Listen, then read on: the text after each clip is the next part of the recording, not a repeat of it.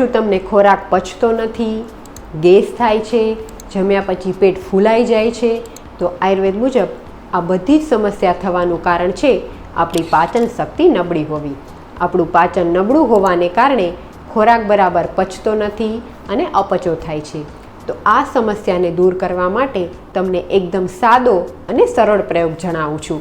આ પ્રયોગને અઠવાડિયામાં 1 વખત કરવાનો છે અને તે 3 દિવસ માટે કરવાનો છે.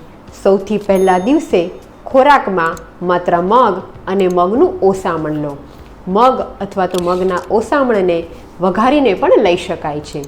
બીજા દિવસે ગાયના ઘીમાં વઘારેલી મગની દાળ અને ઓસાવેલા ભાત લો અને ત્રીજા દિવસથી તમારું રૂટીન ખોરાક ચાલુ કરો.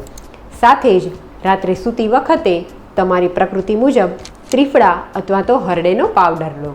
માત્ર 1 મહિનો આ પ્રયોગ કરવાથી તમારું પેટ એકદમ હળવું ફૂલ જેવું બની જશે અને સાથે જ આ અપચાની સમસ્યા તમને કોઈ પણ દવા વગર જડમૂળમાંથી નીકળી જશે.